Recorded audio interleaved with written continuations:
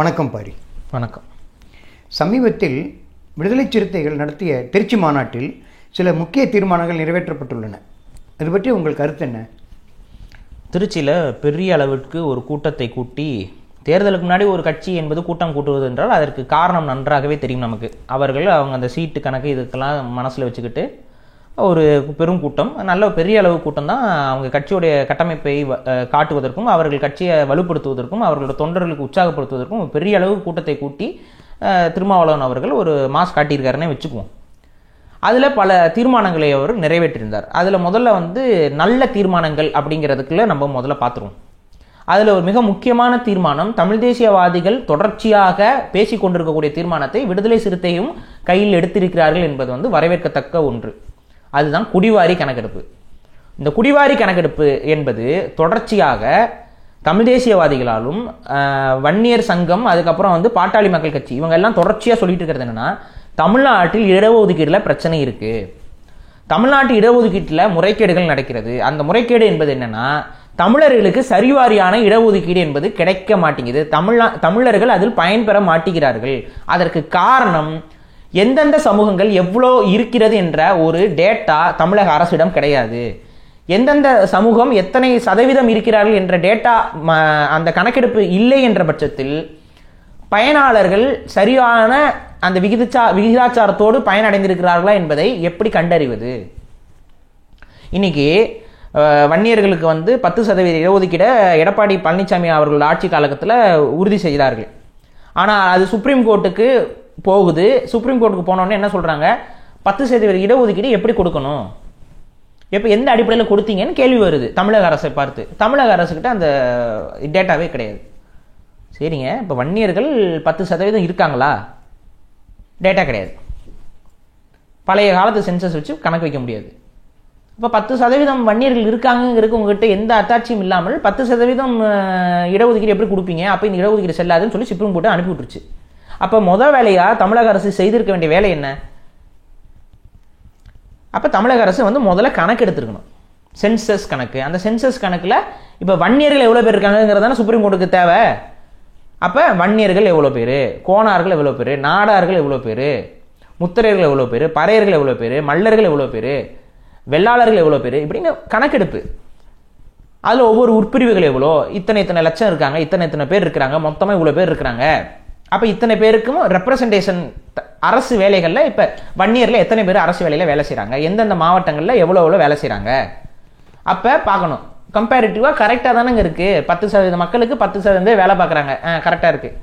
10% மக்களுக்கு 10% பேர் வேலை பார்க்கல அப்படின்னா நம்ம வன்னியர்களோட ரெப்ரசன்டேஷன் கம்மியாக இருக்குது, கோணாரோட ரெப்ரசன்டேஷன் கம்மியாக இருக்குது, பறையர்களோட ரெப்ரசன்டேஷன் கம்மியாக இருக்குது. அப்போ இடஒதுக்கீட்டில் மாற்றம் கொண்டு வரணும். இவ்வளோதான் விஷயம், சிம்பிள். அப்போ அடிப்படையே கணக்கு எடுக்கணும். ஆனால் கணக்கே எடுக்கல. கணக்கு எடுங்கன்னு சொல்லி திராவிட தரப்பில் சொன்னால் அது கணக்கு எடுத்தா ஆதிக்க சாதிகள் டாமினேட் பண்ண ஆரம்பிச்சிருவாங்க.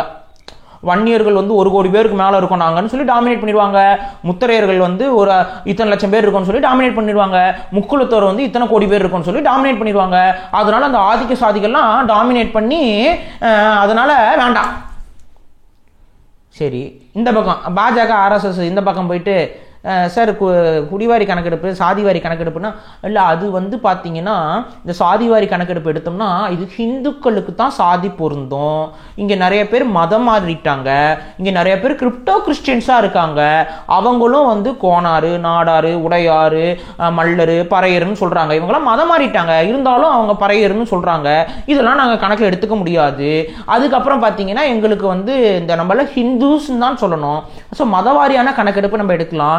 ஆனா சாதிவாரி நம்ம கணக்கெடுப்பு எடுத்தோம் அப்படின்னா நமக்கு பிரச்சனை, ஹிந்து பாப்புலேஷன் உடஞ்சு போயிடும், நமக்குள்ள சண்டை போட்டுக்குவோம், அதனால நாங்க எடுக்க மாட்டோம். இந்த பக்கம் 2 பேர் எடுக்கிறது இல்ல. திராவிட தரப்புல போய் கேட்டாலும் முடியாது, இந்த பாஜக ஆர்எஸ்எஸ் தரப்புல போய் கேட்டாலும் முடியாது. அப்ப நோக்கம் என்ன? தமிழன் எவ்வளவு பேர் இருக்கான்னு யாருக்கும் தெரியக்கூடாது. 2வது தமிழன் யாருன்னு எவனுக்கும் தெரியக்கூடாது. இந்த மக்கள் எவ்வளவு பேர் இருக்காங்கன்னு யாருக்கும் தெரியக்கூடாது. இந்த மக்களுக்கு சரியான வேலை வாய்ப்பு இந்த அரசாங்கம் கொடுக்கிறதான்னு எவனுக்கும் தெரியக்கூடாது. கடைசி வரைக்கும் தமிழர்களை வஞ்சித்து ரத்தம் உறிஞ்சு பிழைக்கணும். இவ்வளவுதான் நோக்கம் இந்த 2 கட்சிகளுக்கும், 2 சித்தாந்தங்களுக்கும். கட்சின்னு மட்டும் சொல்ல, சித்தாந்தங்கள். அப்போ குடிவாரி கணக்கெடுப்பு எடுக்கணும்னு தொடர்ச்சியாக எந்த தரப்பு பேசுதுன்னா தமிழ் குடிகள் தரப்பும். இந்த குடிவாரி கணக்கெடுப்பை வேணும்னு சொல்லாத தமிழ் சாதி எதுவும் கிடையாது. எந்த சாதியும் குடிவாரி கணக்கெடுப்பு வேண்டாம்னு சொல்லல. தமிழ் சாதி மட்டும் இல்ல, தெலுங்கர்களும் பல சாதிகள் வந்து குடிவாரி கணக்கெடுப்பு வேணும்னு கேட்கறாங்க. ஏன்? அவங்களுக்கும் ரெப்ரசன்டேஷன் சரிவர வேணும்னு எதிர்பார்க்கறாங்க. எடுத்ததான் அவங்க சரிவர இருக்கிறாங்களா இல்லையா, எவ்வளவு பேர் இருக்கிறாங்க போறாங்க கண்டுபிடிக்க முடியும். அவங்க நினைக்கிறாங்க நாங்க வஞ்சிக்கப்படுறோம் அப்படின்னு அவங்க நம்ம நினைக்கிறாங்க. சரி வாங்க எடுப்போம். எவ்வளவு சதவீதம் இருக்கிறீர்களோ அவ்வளவு சதவீதத்துக்கு இடஒதுக்கீடு. அதுக்கு மேல இருக்கிறதுனா புரிஞ்சுக்கோங்க, அது அந்த இதெல்லாம் வந்து தமிழர்களுடைய வேலை வாய்ப்பு தான் அங்க பறிக்கப்பட்டிருக்கு. அப்ப எல்லா சமூகங்களும் எவ்வளவு இருக்கிறது என்பது எல்லா சமூகத்திற்கும் நன்மை தரக்கூடிய ஒரு செயல். எல்லா சாதிய மாநாட்டிலும் குடிவாரி கணக்கெடுப்பு வேணும் அப்படின்னு சொல்லி ஒரு தீர்மானம் என்பது நிறைவேற்றப்பட்டு இருக்கிறது. ஆனால் இந்த பகுத்தறிவுவாத கூட்டமும் இந்த ஆர்எஸ்எஸ் சங் பரிவார் கூட்டமும் இதுக்கு எதிராகவே நிற்கிறது. இந்த இடத்துல இருந்து ஒரு ஸ்டெப் நகர்ந்து விடுதலை சிறுத்தை கட்சியினர் இந்த பகுத்தறிவு இது எல்லாத்தையும் ஓரம் கட்டி வச்சுட்டு அவங்க என்ன சொல்றாங்க, குடிவாரி கணக்கெடுப்பு எடுக்கப்பட்டால் மட்டுமே, சாதிவாரி கணக்கெடுப்பு எடுக்கப்பட்டால் மட்டுமே இடஒதுக்கீட்டில் முறைகேடு இல்லாமல் சரியான இடஒதுக்கீடு கொடுக்க முடியும். எல்லா சாதிகளும் அப்போதான் சரியான பங்கீடை பெற்று பயனட முடியும். அவ்வாறு பயனடைந்தால் மட்டுமே இந்த சாதியத்திற்குள் மோதல்கள் குறைந்து சமத்துவம் என்பது நிகழும்ங்கிற அதை உணர்ந்து குடிவாரி கணக்கெடுப்பு வேணும்னு சொல்லி விடுதலை சிறுத்தைகள் இந்த தீர்மானத்தை நிறைவேற்றிருக்காங்க. இதற்கு வரவேற்கணும். ஆனா இதுல என்ன ஒரு கொடுமை அப்படின்னா, விடுதலை சிறுத்தை கட்சியினர் உணரணும், நீங்க வந்து இருப்பது ஆளுங்கட்சி கூட்டணியில். உங்களுக்கு நல்லா தெரியுது குடிவாரி கணக்கெடுப்பு எடுக்கணும் தேவைன்னு, ஏன் எடுக்காம இருக்கிறாங்க? அதை ஏன் யோசிக்கவே மாட்டேங்கிறீங்க? உங்க கூட்டணி கட்சி தான், திமுக கூட்டணி கட்சி தான், ஏன் எடுக்காம உட்காந்துக்கிட்டு இருக்காங்க? அதுக்கு ஒரு பில்லை பாஸ் பண்ணிட்டு குடிவாரி கணக்கெடுப்பு எடுக்கணும்னு சொல்லிட்டு சென்சஸ் இதில் அனுப்புனா முடிஞ்சு போச்சு, எடுக்க போறாங்க. அதே அரசு அதிகாரிகள் போய் வீடு வீடா போய் எடுக்க போறாங்க. முடிஞ்சு போன ஒரு சாதாரண விஷயமே, ஏன் இதை செய்யாம இருக்கிறாங்க? அப்ப புரிய வேண்டாமா? கடைசி வரைக்கும் உங்களுக்கு ஒத்த சீட்டு தான். நீங்க வாட்டு குடிவாரி கணக்கெடுப்பு எடுத்துக்கிட்டு வந்து நாங்கள் பாருங்கள் இத்தனை சதவீதம் பேர் இருக்கிறோம், சென்னை புறநகர் பகுதிகளில் இத்தனை பேர் இருக்கிறோம், இத்தனை லட்சம் பேர் இங்கே இருக்கிறோம், அத்தனை லட்சம் பேர் அந்த பக்கம் இருக்கும், ஆகவே நீங்கள் எங்களுக்கு 2 சீட்டுகள் கொடுப்பதற்கு பதிலாக 4 சீட்டுகள் கொடுக்க வேண்டும்லாம் நீங்க கேட்டாலும் கேட்பீங்கல்ல. நாளைக்கு கணக்கெடுப்பு எடுத்துட்டா அப்ப அவங்க கொடுக்கணும்ல. அப்ப கொடுத்து நீங்களாம் முன்னேறி வந்துட்டா, உங்க ஆளுகள் ஒரு 4 மினிஸ்டர் 3 எம்எல்ஏ இந்த மாதிரிலாம் பெரிய பெரிய ஆளுகளா வந்துட்டா அப்புறம் நாங்க எப்படி உங்களை நிக்க வச்சு பேசுறது? KKSSR KNலாம் எப்படி உட்காந்துக்கிட்டு உங்களை எல்லாம் நிக்க வச்சு பேசுறது? அது சமத்துவம் வந்துருமே. சமத்துவம் வந்து அப்படி எங்க அரசியல் எங்க போறது? திமுக காரன் யோசிப்பானா யோசிக்க மாட்டானா? அப்ப அதானே நடக்குதுங்க. குடிவாரி கணக்கெடுப்பு எடுத்து பறையர் சமூகம் எவ்வளவு பேர் இருக்கான்னு தெரிஞ்சுக்கிட்டு எங்ககிட்ட சீட்டு கேட்பீங்க, நாங்க குடிவாரி கணக்கெடுப்பு எடுக்கணும் உங்களுக்கு அப்படிங்கிற எண்ணம் தானே. அந்த எண்ணம் தான், வேற என்ன?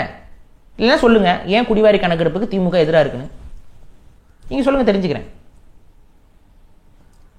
சக தமிழர்கள் எவ்வளவு பேர் இருக்கிறோம், தமிழ்நாட்டில் தமிழர்கள் எவ்வளவு பேர் இருக்கோங்கிற தெரிந்து கொள்வதற்கு குடிவாரி கணக்கெடுப்பு இன்றியமையாதது. அதை எடுப்பதற்கு இவங்களுக்கு தயக்கம் இருக்குனாவே இவங்க தமிழர்களாங்கிற கேள்விதான் வருதுங்க.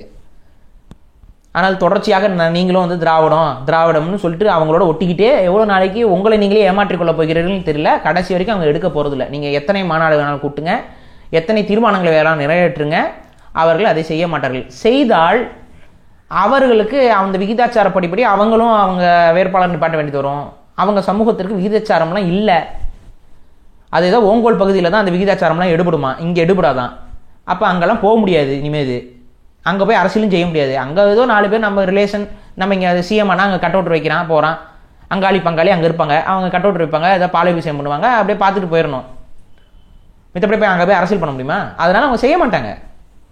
அடுத்து இளவரசர் இருக்காரு, அவருக்கு முடிசூட்டணும். இந்த மாதிரியான நிகழ்வுகள் இருக்கும்போது தமிழர்கள் எத்தனை பேர் இருக்காங்க, தெலுங்கர்கள் எத்தனை பேர் இருக்காங்க, கன்னடர்கள் எத்தனை பேர் இருக்காங்க, எத்தனை தெலுங்கு எம்எல்ஏக்கள் இருக்கிறார்கள், எத்தனை தெலுங்கு மினிஸ்டர்கள் இருக்காங்க, இதெல்லாம் பேச்சு பொருளாயிரும்ல. அப்ப இந்த பேச்சு பொருள்லாம் வரக்கூடாது அப்படின்னா அந்த கணக்கெடுப்பை எடுக்கக்கூடாது. கடைசி வரைக்கும் அப்படியே கடப்பிலே போடு. அப்ப இந்த பக்கம் வன்னியர் 10% கேளுங்க, கொடுக்குற மாதிரி கொடுங்க, புடுங்குற மாதிரி புடுங்குங்க, உட்காருங்க, திரும்ப கேளுங்க, கொடுக்குற மாதிரி கொடுங்க, புடுங்குற மாதிரி புடுங்குங்க. இவ்வளவுதான் அரசியல். நாளைக்கு நீங்களும் அதே மாதிரி இடஒதுக்கீடு கேட்பீங்க, கேட்குற மாதிரி கேளுங்க, புடுங்குற மாதிரி புடுங்குங்க, உட்காருங்க. உங்களெல்லாம் இப்படியே பிரிச்சு உங்களுக்கு கடைசி வரைக்கும் உங்களுக்கு சரியான இடஒதுக்கீடு கிடைக்காமல் பார்த்துக் கொள்வது தான் இந்த நோக்கம். ஆக இதை இன்னைக்காவது உணர்ந்து இது கோரிக்கையாக கூட்டணி இருக்கும்போதே அந்த கோரிக்கையை முன்வைத்தீர்கள் என்பதற்காக வாழ்த்துக்கள். அதில் மிக முக்கியமான ஒரு செயல் திட்டமாக கவர்னர் முறை என்பது நீக்கப்பட வேண்டும். அதாவது இந்தியா கூட்டணியில் இவங்கெல்லாம் இருக்க போறாங்க. இந்தியா கூட்டணி என்பது அதிகாரத்துக்கு வரும் ஆயின், அது வருதான்னு தெரியல. அந்த ராமர் கோயில் கட்டினதுலேருந்து பல வடக்கில் இருக்கக்கூடிய பல சங்கிகள் ராமன் போயிட்டாங்க, இங்கே மறந்துட்டாங்க பல நிகழ்வுகளை. அது எப்படி சாத்தியப்படுதுன்னு தெரியல. சரி பார்ப்போம். அப்படியே இந்தியா கூட்டணி அப்படிங்கிற அடிப்படையில் இந்தியா கூட்டணி ஜெயித்து வந்தால் கவர்னர் பதவி என்பது நீக்கப்படணும் அப்படின்னு சொல்லியிருக்கிறாங்க. நீங்கள் நம்புறீங்களா இவங்கெல்லாம் அதெல்லாம் பண்ணுவாங்கன்னு? எனக்கு அதான் புரியல. எந்த அடிப்படையில் நீங்கள் நம்புறீங்க? இவரை கவர்னராக நியமிங்க, அவரை கவர்னராக நியமிங்கன்னு சொல்லி இவங்க ஆட்சி அதிகாரத்தில் இருக்கும்போது செஞ்சுக்கிட்டு இருந்தவங்க தானே. கவர்னர் பதவி என்பது ஒரு தவறான போஸ்டிங்கு. கவர்னர் பதவி என்பது அதிகார வர்க்கத்தின் கண்காணி போஸ்டிங்கு. அது மக்கள் ஆட்சி கிடையாது. மக்களால் தேர்ந்தெடுக்கப்பட்ட பிரதிநிதிகளோட கட்டுப்பாட்டில் இருப்பது தான் மக்களாட்சி. மக்களால் தேர்ந்தெடுக்கப்படாத யாரோ ஒருவர் வேறொரு மக்களால் தேர்ந்தெடுக்கப்பட்ட அரசு எடுக்கக்கூடிய முடிவுகளில் தலையிடுவதும் அதை நிராகரிக்கக்கூடிய அதிகாரம் பெற்றிருப்பது அது ஜனநாயக தன்மைக்கு எதிரானதுன்னு சொல்லி என்றாவது ஒரு நாள் இவர்கள் ஆட்சி அதிகாரத்தில் இருக்கும்போது பேசியிருக்கிறார்களா? அதுக்கு பதிலாக எங்கால் இவர் தான், இவர் கவர்னராக போடுங்க, எங்கால் அவர் தான், அவரை கவர்னராக போடுங்கன்னு விண்ணப்பம் வைத்துக் கொண்டிருந்தார்கள். அப்போ இவங்களுக்கு என்ன? அதிகாரத்துக்கு வரும்பொழுது அந்த அதிகாரத்தை தாங்களும் துஷ்பிரயோகம் பண்ணணுங்கிறதுக்காக கவர்னர் ஆட்சி வேணும்னு எதிர்பார்க்கிற கூட்டம் தான் இந்த கூட்டம். அவர்களிடம் போயிட்டு கவர்னர் ஆட்சியை நீக்கணும் அப்படின்னு சொல்லி பேசுவது வியப்பாக இருக்கிறது. இருந்தாலும் இது வரவேற்கத்தக்க ஒரு நிலைப்பாடு. அப்புறம் திருமாவளவன் அவர்கள் ஒரு விஷயத்தையும் தெளிவாக புரிந்து கொள்ள வேண்டும். இந்த கவர்னர் ஆட்சியை நீக்கியே ஆக வேண்டும் என்று பல தேசியவாதிகளும் அந்த காலகட்டத்தில் கோரிக்கை வைத்து இது ஜனநாயகத்தன்மையில் இருக்காதுங்க, இது ஜனநாயகத்துக்கு எதிரானதுங்கன்னு சொல்லும் பொழுது ஒரே ஒரு நபர் உண்ணாவிரதம் இருந்தார். அந்த நபர் யாரு? கேள்விக்குறி. ஒரு 5 நிமிஷம் யோசிங்க. பீம் ராவ் என்ற அம்பேத்கர் தான் உண்ணாவிரதம் இருக்கிறாரு. கவர்னர் வேணும். என்னது இது? அவர் அம்பேத்கரின் வழியில் அம்பேத்கரே கவர்னர் வேணும்னு போராடிட்டு இருந்தாரு. உண்ணாவிரதம்லாம் இருந்து கவர்னர் ஆட்சியை கொண்டு வரணும்னாரு. கவர்னர் மட்டும் இல்லை அப்படின்னா இந்தியா உடஞ்சிரும்னாரு. என்ன உங்க கொள்கை தான் என்ன? அம்பேத்கரை தான் தூக்கி தூக்கி சுமக்குறீங்க. அப்புறம் அம்பேத்கர் தான் கவர்னர் வேணும்னாரு. அப்ப அட்லீஸ்ட் அம்பேத்கர் அந்த இடத்துல நிலைப்பாடு தவறான நிலைப்பாடு அப்படின்னு சொல்லுங்க. ஒரு பக்கம் பெரியாரை தூக்குறீங்க, ஒரு பக்கம் அம்பேத்கரை தூக்குறீங்க. பெரியார் என்ன சொல்றாரு அம்பேத்கரை பார்த்து? பிராமண அடிவரடி அம்பேத்கர். பிராமணர்களிடம் விலை போய்விட்டார் அம்பேத்கர். பெரியாருடைய கூற்று, ஈவே ராமசாமி அவர்களின் கூற்று. அம்பேத்கர் அவர் உங்களுக்கே தெரியும். அப்ப அம்பேத்கருடைய இந்த கருத்துக்கள் பலவை இந்த ஒட்டுமொத்த நீங்க சொல்ற பாசிச அரசு, இந்த ஜனநாயக தன்மைக்கு எதிராக இருக்கக்கூடிய ஏகபத்திய அரசு, ஆதிக்க சமூகத்தால் கட்டுப்படுத்தக்கூடிய அரசு, நிலவுடைமையாளர்களால் கட்டுப்பாட்டில் இருக்கக்கூடிய அரசு, இந்த அரசு எந்திரத்துக்கு முழுக்க ஆதரவான நிலைப்பாட்டை எடுத்தவர் தான் அம்பேத்கர். அவர் எப்படி தூக்கி சுமக்குறீங்கன்னு எனக்கு இன்னும் புரியல. ஆளுநர் ஆட்சி என்பது ஆளுநர் இருக்கக்கூடாது என்று திருமாவளவன் அவர்கள் எடுத்த இந்த முடிவு வரவேற்கத்தக்க முடிவு. ஆனால் ஆளுநர் கட்டாயம் வேணும் என்று உண்ணாவிரதம் இருந்த அம்பேத்கரின் முடிவு அருவருக்கத்தக்க முடிவு. இதை உணர்ந்து கொள்ளுங்கள். மிக மிக தவறாக ஜனநாயகத்தன்மைக்கு எதிரான செயல்பாட்டில் தான் அம்பேத்கர் அந்த முடிவை எடுத்திருந்தார். அவரோட சிந்தனை என்னன்னா, அவரும் ஒரு இந்திய ஏகாதிபத்திய சிந்தனையோடு தான் இருந்தார். அவர் தலித்தியம் அதுன்னு அந்த கருத்தியெல்லாம் தனி, அதுக்குள்ள அவர்களுக்குள்ள சண்டை, அவ்வளவுதான். அவரும் சமஸ்கிருதத்தை இந்தியாவுடைய நேஷனல் லாங்குவேஜை அறிவிக்கணும்னு சொன்னாருங்க அம்பேத்கர். எல்லாம் ஹிந்தியை சொல்லிட்டு இருந்தாங்க, ஏதோ அட்லீஸ்ட் வாழ்ந்துகிட்டு இருக்க பேசிட்டு இருக்க மொழி. சமஸ்கிருதத்தை சொல்றாரு அம்பேத்கர். நீங்க அவரை தூக்கிட்டு வந்து சிலையா வச்சுக்கிட்டு இருக்கீங்க, நீல பெயிண்ட் அடிச்சு என்னன்னே புரியல. உங்க அரசியல் தான் என்ன? கடைசியில் ஆக மொத்தம் தூரத்துலேருந்து பார்த்தோம்னா எல்லாருடைய இதுவும் எல்லாம் ஒரே இடத்துல போய் தான் குவியுறீங்க.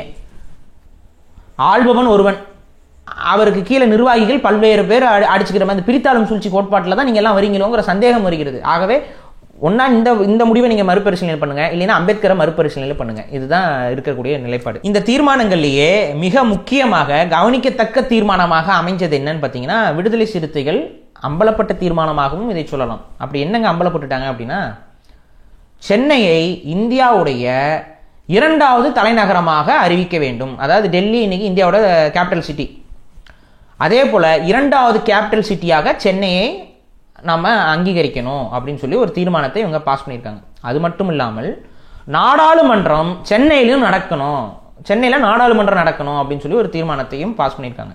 அது மட்டும் கிடையாது, உச்சநீதிமன்றத்துடைய கிளை என்பது சென்னையிலையும் இருக்கணும் அப்படின்னு சொல்லி இந்த 3 தீர்மானங்கள், இந்த 3 தீர்மானமும் ஒரே வரிசை தீர்மானங்கள் தான். சென்னையை வந்து 2வது தலைநகரமாக இந்தியாவுக்கு அறிவிக்கணும். அதுக்கு கூடவே அது தலைநகரத்தில் நாடாளுமன்றம், தலைநகரம்னாவே அங்கே நாடாளுமன்றம் நடக்கும், நாடாளுமன்றம் அங்கே நடக்கணும். அதுக்கப்புறம் தலைநகரத்தில் உச்சநீதிமன்றம் இருக்கணும்ல, ஸோ உச்சநீதிமன்றம் இருக்கணும். இது எல்லாத்தையும் ஒரு தீர்மானமாக விடுதலை சிறுத்தை அவர்கள், கட்சிக்காரர்கள், திருமாவளவன் அவர்கள் வாசிக்கிறார். சரி, ஓகே.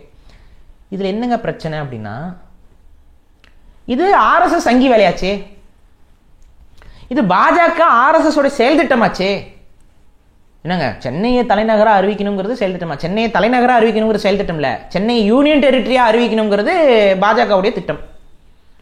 தலைநகருக்கும் யூனியன் அப்பா டெல்லி யூனியன் டெரிட்டரி தான் இருக்கு, அது ஒரு தனி மாநிலமாகத்தானே கருதப்படுகிறது. தலைநகரம் என்றாலே ஒரு தனி மாநிலம் ஆகிருதுல, அதுக்குன்னு தனி சீஃப் மினிஸ்டர், அதுக்குன்னு தனி எலெக்ஷன் போயிருது இல்லை. அப்போ சென்னை தலைநகரம் அப்படின்னு சொன்னாலும் அதுக்கு தனி சீஃப் மினிஸ்டர். நாடாளுமன்றம் நடக்குதுன்னா தமிழக அரசுடைய கட்டுப்பாட்டில் நாடாளுமன்றம் நடக்குமா? அதுக்கு தனி சீஃப் மினிஸ்டர், தனி நிர்வாகம், தனி கட்டமைப்புன்னு சொல்லி அது தனி. அதாவது என்ன சொல்ல வராங்கன்னா, இங்கே பார்த்தீங்கன்னா ராம்தாஸ் அவர்களும் திருமாவளவன் அவர்களும் எதிரெதிர் துருவங்கள், ஆனால் இவங்களுடைய மாஸ்டர் ஒரே மாஸ்டர். இவர் வட தமிழ்நாடு கோரிக்கை வைப்பார், நம்ம என்ன சொல்லுவோம், சரி திருமாவளவன் அவர்கள் அந்த பிரிவினைக்கு எதிராக பேசுவார்னு பார்த்தா வட தமிழ்நாடு கோரிக்கைக்கு கொஞ்சம் பெயிண்ட் அடித்து தலைநகர கோரிக்கைன்னு மாத்துறாரு. ரெண்டும் ஒன்று தான். ராம்தாஸ் அவர்களும் தமிழ்நாடு உடையணும்னு ஆசைப்படுறாரு, திருமாவளவன் அவர்களும் தமிழ்நாடு உடையணும்னு ஆசைப்படுறாரு, RSSம் தமிழ்நாடு உடையணும்னு ஆசைப்படுது, திராவிடமும் தமிழ்நாடு உடைஞ்சா பரவாயில்லைன்னு நினைக்குது. இவங்க நோக்கம் என்னன்னு புரியுதா? தமிழ் தேசிய இனம் என்று ஒரு இனம் இருக்கக்கூடாது, அவர்களுக்கு என்று தனித்த அரசியல் இருக்கக்கூடாது. தமிழ்நாடுன்னு இருக்கிற வரைக்கும் அந்த தமிழ் தேசிய அரசியல் எடுபடும். தமிழ்நாட்டை 2ஆ 3ஆ உடைச்சிட்டா தமிழ் தேசிய அரசியல் எடுபடாது. ஒரு சின்ன எக்ஸாம்பிள் பாண்டிச்சேரி. பாண்டிச்சேரியில் இருக்கவர்கள் தமிழர்கள், அவங்கெல்லாம் தமிழ் தான் பேசுறாங்க, தமிழ் இனத்தை சார்ந்தவர்கள் தான், தமிழ் குடிகளை சார்ந்தவர்கள் தான், மாற்றுக்கிறதே கிடையாது. ஆனா தமிழ்நாடு வேற, பாண்டிச்சேரி வேறையா, அது வேற. பாண்டிச்சேரி அது தனி. தமிழ்நாடோட சேர்ந்து நம்மளாம் தமிழர்கள், நாங்க பாண்டிச்சேரியன்ஸ், தமிழர்கள் அந்த உணர்வு போயிடுவாங்க. நீங்க வேற நாங்க வேறங்கிற உணர்வு மேலோங்குது. ஏன் மேலோங்குது? எல்லாம் ஒண்ணுதான் யா, எல்லாமே தமிழர்கள் தானே யா. உணர்வு வரல. அங்க ஒரு பார்டரை போட்டீங்க அப்படின்னா உணர்வை உடைக்க முடியும். இன்னைக்கு வரைக்கும் அவங்க என்ன சொல்ற, தனி மாநில கோரிக்கையெல்லாம் வைக்கிறாங்க. யூனியன் டெரிட்டரியா வேண்டாம், மாநில அந்தஸ்து பெற்று தனி மாநில கோரிக்கையெல்லாம் முன்வைக்கிறாங்க. அது எடுபடாது. சின்ன மாநிலம்னு அது எடுபடாது. ஆனா தனி மாநில கோரிக்கை அவன் எப்படி யூனியன் டெரிட்டரியா அவங்க கட்டுப்பாட்டில் இருக்கிற இடத்த வந்து அவன் எதுக்கு தனியா மாநிலம்னு சொல்லி அறிவிக்க போறான்? தனி மாநில கோரிக்கை அறிவிப்பாங்க. ஆனா தமிழ்நாட்டோட வந்துருங்க, நம்ம எல்லாம் ஒன்னா இருப்போம், தேசிய இனமெல்லாம் பிரிஞ்சிருக்க கூடாதுன்னு சொன்னோம்னா அது அவங்களுக்கு ஏற்றுக்கொள்ளும்படியாக இல்லை. ஏன்? நாம எல்லாம் ஒன்றாக இருப்போம், தமிழ் தேசிய இனம் எல்லாம் ஒன்றாக இருப்போம் என்று சொன்னால் பாண்டிச்சேரிக்காரங்க ஏன் ஏத்துக்க மாட்டேங்கிறாங்க? அதுதான் உளவியல் தாக்குதல். அவங்க கிட்ட என்ன ஒரு புரிதல் இருக்கும், தமிழ்நாட்டை விட பாண்டிச்சேரி சிறப்பாக இருப்பதாக பாண்டிச்சேரியர்கள் நம்பிக்கொண்டிருப்பார்கள், நம்பிக்கிட்டு இருப்பாங்க. தமிழ்நாட்டோட நம்ம சிறப்பா இருக்கும், தமிழ்நாட்டோட போனா நம்ம செல்வம்லாம் பறி போயிடும். இதே நிலைப்பாட்டைத்தான் நாளைக்கு தமிழ்நாட்டுக்குள்ளேயும் பிரித்து பிரித்து உருவாக்குவார்கள். வட தமிழ்நாடு, தென் தமிழ்நாடு, கொங்கு நாடுன்னு 3ஆ பிரிக்கணும். அது கூட இப்போ சென்னையையும் வந்து திருமாவளவன் அவரோட ஆசைக்கிணங்க தலைநகரமாக அறிவிக்கிறேங்கிற பேரில் அது ஒரு தனி யூனியன் டெரிட்டரியாக உடச்சுட்டோம்னா தமிழ்நாடு எப்படி இருக்கும்? கொத்து புரோட்டா மாதிரி கொத்தி கிடக்கும். இந்த கொத்து புரோட்டா மாதிரி கொத்தி இருக்கக்கூடிய தமிழ்நாட்டிலேருந்து ஒரு அதிகாரமிக்க தலைமையினால ஏதாவது வர முடியுமா? நமக்குள்ளேயே நதி நீர் பிரச்சனை உருவாக்கி விட்டுருவானுங்க. இந்த தண்ணி கொடுக்கூடாது, அந்த தண்ணி கொடுக்காது, இவன் கரண்ட் கொடுக்க மாட்டேன், அவன் கரண்ட் கொடுக்க மாட்டேன், ஏதாவது ஒன்று பிரச்சனை வந்துடும். இவன் இங்கே இந்த கழிவை கொட்டுறான், அவன் அந்த எல்லாம் மாநிலங்களாக மாறிடும். தமிழனுக்குள்ளேயே தமிழை அடிச்சுக்க ஆரம்பிச்சிருவான். அப்போ இந்த ஒருமைப்பாட்டை ஒன்றும் இல்லாமல் ஆக்கிடலாம், தமிழ் தேசிய இனத்தை அழிச்சிடலாம். இது தமிழ் தேசிய இன அழிப்பு. ராம்தாஸ் அவர்களும் அதை தான் செய்கிறாரு, திருமாவளவன் அவர்களும் அதை தான் செய்கிறாரு. நல்லா புரிந்து கொள்ளுங்கள், யாரெல்லாம் தமிழ்நாட்டை பிரிக்கணுங்கிற எண்ணத்தில் இந்த மாதிரியான தீர்மானங்களை முன்னெடுக்கிறார்களோ அவர்களுடைய குடுமி RSS கையில் இருக்குன்னு புரிஞ்சுக்கோங்க. அவர்களின் குடுமி RSS கையில தான் இருக்கு. தமிழ் தேசிய இனத்தை அழிக்க வேண்டும் என்ற நோக்கம் கொண்ட பிராமண யூத ஏகாதிபத்திய கும்பலுக்கு கீழே இவங்க வேலை செய்யறாங்கிறது அம்பலமாகிறது. முதலாளி ஒரே முதலாளி, வேற என்ன? எல்லாம் ஒத்துமையாக இருப்போங்கிற ஒரு சிந்தனை இல்லாமல், இப்போ பறையர்கள் என்ன வட தமிழ்நாட்டில் மட்டும்தான் இருக்காங்களா? சென்னையில் மட்டும்தான் இருக்காங்களா? தமிழ்நாடு முழுக்க இருக்காங்க. அப்படி இருக்கும்போது தமிழ்நாடு முழுக்க இருக்கக்கூடிய பறையர்களுடைய எண்ணிக்கையை காட்சிப்படுத்தி அதன் மூலமாக விடுதலை சிறுத்தைகள் அரசியல் அதிகாரத்துக்கு வருவது என்பது தான் சுலபம். அதை விட்டுட்டு இதை அதை உடைன்னு சொன்னா, பாண்டிச்சேரியில் வன்னியர்கள் பெரும்பான்மை. ஆனால் பாண்டிச்சேரி வன்னியர்களை கணக்கு காமிச்சு தமிழ்நாட்டில் அரசியல் பண்ண முடியுமா? ராமதாஸ் அவர்களால் பாண்டிச்சேரியில் இருக்கக்கூடிய வன்னியர்களை காமிச்சு தமிழ்நாட்டில் அரசியல் பண்ண முடியுமா? முடியாது. பிரிஞ்சா அந்த அரசியல் உடஞ்சி போயிடும். வன்னியர்கள் வட தமிழ்நாட்டில் மட்டும்தான் இருக்காங்களா? வெவ்வேறு பகுதிகள் இருக்காங்களா? கணிசமாக இருக்காங்கல்ல. கொங்கு மண்டலத்தில் இருக்காங்க, திருப்பூர் பக்கத்தில் இருக்கிறாங்க, அங்கங்கே இருக்கிறாங்கல்ல, தஞ்சை பகுதிகளில் படையாட்சிகள் இருக்காங்கல்ல. அப்போ இவங்கெல்லாம் வட தமிழ்நாடுன்னு அந்த பக்கம் உடச்சிட்டு போயிட்டு அப்புறம் இங்கே இருக்க வன்னியர்களோட நிலைமை, இவங்களோட அரசியல் அதிகாரம் எப்படி அரசியல் பண்ணுவீங்க? அப்போ தங்களோட அரசியலுக்கே அங்கே வேட்டு வச்சாலும் நம்ம முதலாளிக்கு விசுவாசமாக இருப்போம். நம்ம முதலாளி ஆர்எஸ்எஸ் கூட்டம் என்ன சொல்லுது அப்படின்னா, தமிழ்நாட்டை உடைக்கணும், தமிழ்நாட்டை உடைக்கணும், இந்த உளவியல் எடுத்தவொடனே செஞ்சோம்னா கண்டுபிடிச்சிருவானுங்க பாஜக காரங்க, ஆர்எஸ்எஸ் காரங்க, தமிழர்களை அழிப்பதற்கான திட்டம்னு சொல்லி தமிழர்கள் உணர்ந்து கொள்வார்கள், சண்டைக்கு வருவான். அப்போ உள்ளடி வேலையை பாரு, வன்னியர்களுக்கான நாடுன்னு சொல்லு, கவுண்டர்களுக்கான நாடுன்னு சொல்லி சாதி ரீதியாக அவங்களுக்குள்ள குழப்பத்தை ஏற்படுத்து. கவுண்டர்களுக்கான கொங்கு மண்டலம், வன்னியர்களுக்கான வட தமிழ்நாடு, வன்னிய மக்களுடைய கோரிக்கை அப்படி சொல்லி கிளப்பி விடு. அது வன்னிய மக்களோட கோரிக்கையாக இருக்காது, அது ராமதாஸ் அவர்களுடைய கோரிக்கையாக இருக்கும். அது அங்கே இருக்கக்கூடிய அந்த ஆர்எஸ்எஸ் கையில் இருக்கக்கூடியவர்களுடைய வேலையாகத்தான் இருக்கும் அது. ஆனால் அதை சாதியாக பிளவுபடட்டும் முதல்ல. அதே போல் இந்த பக்கம் நீங்கள் ஒரு பக்கம் என்ன பண்ணுங்க, இதை எதிர்த்துலாம் பேசக்கூடாது. நீங்கள் வேற வடிவத்தில், அதாவது வட தமிழ்நாடு கோரிக்கைக்கு ஆதரவான ஒரு நிலைப்பாடு நீங்கள் எடுத்தீங்கன்னா, என்னங்க நீங்கள் 2 பேரும் ஒரே நிலைப்பாடு எடுக்கிறீங்க அப்படிங்கிற ஒரு கேள்வி வந்துடும் திருமாவளவன் அவர்கள் மீது. அப்போ நீங்கள் வேற மாதிரி உருட்டுங்க. எப்படி உருட்டுங்க? சென்னையை தலைநகரமாக்கணும்னு சொல்லி உருட்டுங்க. ரெண்டும் ஒன்று தான், ரெண்டும் உடையிறது தான். தமிழ்நாட்டிலேருந்து சென்னை பகுதியை உடைக்கிறது, அது வட தமிழ்நாடாக உடஞ்ச என்ன, தலைநகரம்னு சொல்லிட்டு உடஞ்சா என்ன, உடையிறது தானே. இப்போ நான் கேட்குறேன், தலைநகரம்னு சென்னை பிரிஞ்சிட்டா மட்டும் இந்திய சட்டம் மாறிடுமா? இந்தியா நாடாளுமன்றம் சென்னையில் நடந்தால் மட்டும் வடக்கத்திக்காரங்க கலந்து கொள்ளாமல் போயிடுவானா நாடாளுமன்றத்தில்? என்னங்க பேசுறீங்க? நாடாளுமன்றம் சென்னையில் நடக்குது, டெல்லியில் நடக்குது, எல்லாம் ஒண்ணுதான்யா. இது எப்படி தெரியுமா இருக்கு? அந்த வடிவேல் ஒரு படத்துல இப்போ தமிழ்நாட்டில் எந்த டெவலப்மெண்ட்டும் வராமல் இருக்கிறதுக்கு காரணம் என்ன அப்படின்னு சொன்னா, தலைநகரம் டெல்லி அங்க இருக்குது, அந்த தலைநகரம் டெல்லி அப்படியே தூக்கி கொண்டு வந்து இங்கே வச்சுட்டோம் அப்படின்னா நம்ம தமிழ்நாடு செல்வ செழிப்பா வளர்ந்துரும் அப்படின்னு சொல்லி வடிவேல் ஒரு படத்துல ஒரு காமெடி பேசுவார். அதைத்தான் நீங்க பேசி வச்சிருக்கீங்க உங்க தீர்மானம்ட்டு. தலைநகர் மாறினாலும் தலையெழுத்து மாறாது. காரணம் என்ன? இந்திய ஜனநாயகத்துடைய அந்த கட்டமைப்புல தான் பிரச்சனை இருக்கு. The problem is with the Constitution of India. கான்ஸ்டிடியூஷன்ல இருக்கக்கூடிய முறைகேடுகளால் தான் இங்க இருக்கக்கூடிய தேசிய இனங்கள் சிக்குண்டு கிடக்கிறது. அந்த கான்ஸ்டிடியூஷன்ல மாற்றம் வேண்டும் என்று சொல்லி உங்களால் கோரிக்கை முன்வைப்பதற்கு துப்பு இல்ல. அந்த தலைமை பீடம் என்பது, அதாவது எனது முதலாளி என் பக்கத்திலிருந்து வேலை வாங்கட்டும்னு சொல்ற வேலை இது. இப்ப நல்லா யோசிங்க, ஒரு வீட்டுக்கு நீங்க இருக்கீங்க, வீட்டு ஓனர் பக்கத்துல இருந்தா பிரச்சனையா, வீட்டு ஓனர் தூரத்துல இருந்தா பிரச்சனையா? தூரத்தில் இருக்கும் போதே வீட்டு ஓனர் பிரச்சனை தான், வீட்டு ஓனர் பக்கத்தில் இருந்தா இன்னும் பிரச்சனை.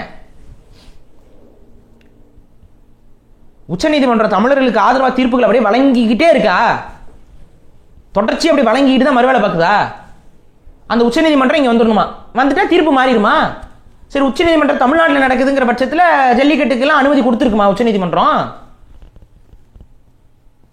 தமிழை ஒண்ணு கூடதுக்கு அப்புறம் அது டெல்லியிலேயே உச்சநீதிமன்றம் இருந்தாலும் தமிழை இங்க தமிழ்நாட்டில் சென்னையில ஒன்று கூடிவிட்டால் டெல்லியில இருக்க உச்சநீதிமன்றம் இறங்கி வரணும். ஸோ உச்சநீதிமன்றம் எவ்வளவு தூரத்தில் இருக்குங்கிறது முக்கியம் கிடையாது, அது யாருடைய கட்டுப்பாட்டில் இருக்கிறது தான் முக்கியம். அதை புரிஞ்சுக்கணும் முதல்ல. உச்சநீதிமன்றத்தில் இருக்கக்கூடிய நீதிபதிகளோட எண்ணிக்கை எவ்வளவு, அந்த எண்ணிக்கையில் இருக்கக்கூடிய நீதிபதிகளுடைய சமூகம் என்ன சமூகம், அவருடைய தனிப்பட்ட நம்பிக்கை என்ன, இதெல்லாம் விவாதத்திற்குள்ளாக்க வேண்டும்.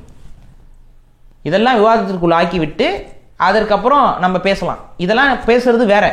ஆனால் அதை கடந்து அவங்க சொல்ற அதே செயல் திட்டத்தை வேற மாதிரி சொல்லுவோம்னு சொல்லி ஒரு தீர்மானத்தை நிறைவேற்றி இருப்பது பச்சை தமிழின துரோகம் திருமாவளவன் செய்திருப்பது. இந்த இடத்தில் இந்த கோரிக்கைகள் மூலமாக ஒரு பச்சை தமிழின துரோகத்தையும் தமிழ் தேசிய இனத்தின் எல்லை வரைபடத்தை உடைத்து சிதறடிப்பதற்கான ஒரு சதி திட்டம். இன்னைக்கெல்லாம் பெருமையா தமிழ்நாடுன்னு சொல்லி அந்த மேப்பை காட்டுறீங்க. ஆனால் அதுதான் உண்மையான வரைபடமா? தமிழ்நாடுன்னு சொல்லி ஒரு மேப்பை காட்டுறீங்க, தமிழ்நாடு தமிழ்நாடு அப்படின்னு சொல்லி, அதுதான் உண்மையான வரைபடமா? அந்த இடத்துல மட்டும்தான் தமிழர்களுடைய பூர்வீக நிலமா? எத்தனையோ நிலங்களை இழந்தோம் அல்லவா? 70,000 சதுர கிலோமீட்டர்கள் இழந்திருக்கோம் தமிழர்கள், தாய் நிலம். இன்னைக்கு அந்த நிலம்லாம் நம்மளுடைய தேசிய வரையறைக்குள்ளேயே வராமல் போயிடுச்சு. ஆனால் அது நம்ம நிலம், நம்ம சொந்த நிலம், நம்ம முப்பாட்டன்கள் அந்த நிலங்களை உருவாக்கியவர்கள். அங்கே தான் புதையுண்டோம், அங்கே இருக்கக்கூடிய உணவைத்தான் உண்டு வாழ்ந்தோம், தாய் நிலம்.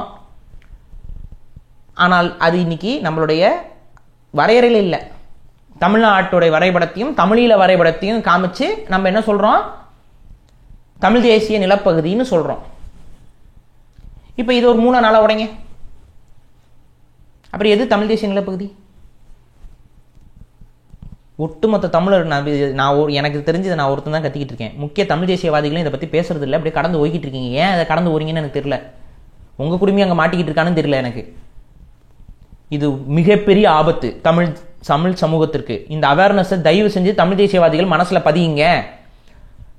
அந்த நைட்டோட நைட்டாக மாற்றிட்டு மறுவேளை பார்ப்பாங்க. அந்த நேரத்தில் தமிழர்களுக்கு இதில் அவேர்னஸ் இல்லை, இந்த புரிதல் இல்லை அப்படின்னா பெரிய அளவு இழப்பை, மீள முடியாத துயரத்தை தமிழினம் சந்திக்கும்.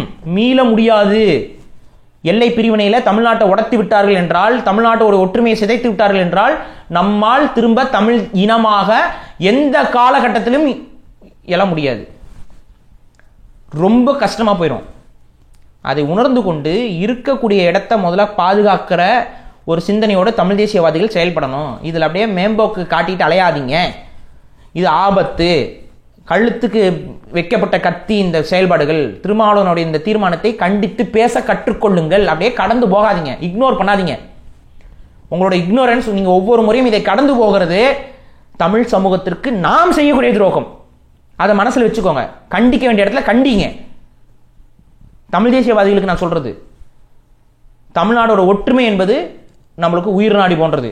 அதை இழக்க இழக்க நமது தேசிய இனத்துடைய வரையறையையும் நிலங்களையும் இழந்து விடுவோம். அதனால இது மிக ஆபத்தான தீர்மானம். இந்த தீர்மானத்தை விடுதலை சிறுத்தை கட்சியினர் எடுக்கணும், பின்வாங்கணும். இந்த தீர்மானத்திலிருந்து பின்வாங்க வேண்டும்.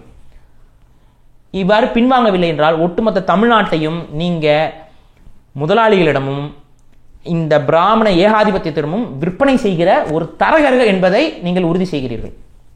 அதை விற்கிறது மறைமுகமா, அவ்வளவுதான். எப்படி ஒரு பக்கம் நாங்கள் அம்பானி அதானியால் தான் தமிழ்நாடு சுரண்டப்படுகிறது, இந்தியா சுரண்டப்படுகிறதுன்னு ஒரு தேர்தலுக்கு முன்னாடி பேசிட்டு, அதே அம்பானி அதானி புகழ்றபடி ஆட்சி நடத்துறீங்கல்ல, இதுதான் தரகர் வேலை செய்யறது, புரோக்கரேஜ் கவர்மெண்ட். என்னுடைய நிலம், என்னுடைய துறைமுகம் தனியாரிடம் போனாலும் பரவாயில்ல, அதன் மூலமா எனக்கு வேலை வாய்ப்பு கிடைக்குது பாருங்க, எனக்கு அவன் ரோடு ஓட்டு கொடுக்குறான் பாருங்கன்னு சொல்றீங்கல்ல, புரோக்கர் கமிஷன், புரோக்கர் கமிஷனுக்காக வேலை செய்கிற அரசு அப்படி மாறி போயிருக்குது.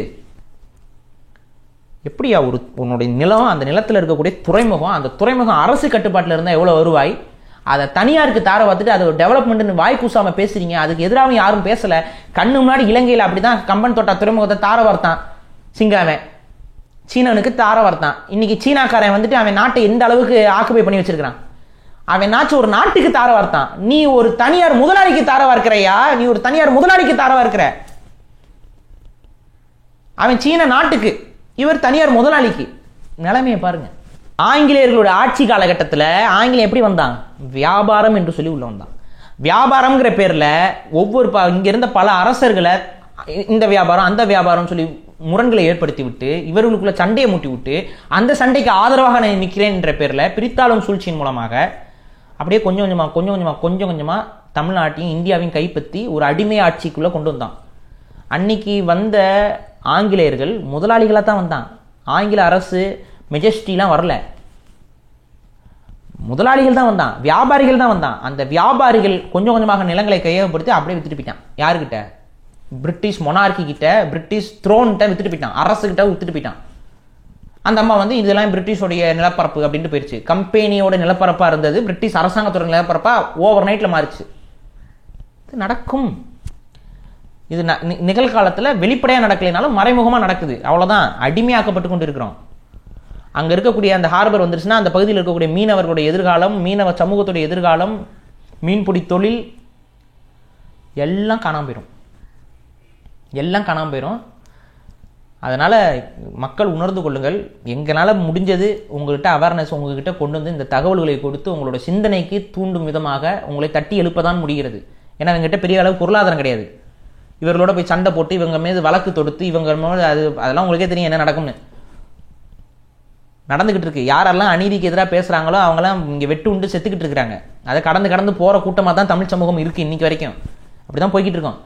அப்போ இங்கே இருக்கக்கூடியவர்கள் சொல்லக்கூடியதை உள்வாங்கிக் கொள்ளுங்கள். நாளைக்கு நடக்கக்கூடியதை கணித்து தான் சொல்லி கொண்டிருக்கிறோம். ஆபத்து என்பது கண் முன்னாடி இருக்கிறது. அதிலிருந்து தப்பித்துக் கொள்ள வேண்டும் என்றால் ஒற்றுமை, தமிழ் இன ஒற்றுமை, தமிழ் தேசிய புரிதல் தமிழர்களுக்கு வரணும். அதை தயவு செய்து உணர்ந்து கொள்ளுங்கள், புரிந்து கொள்ளுங்கள். நன்றி பாரி. நன்றி.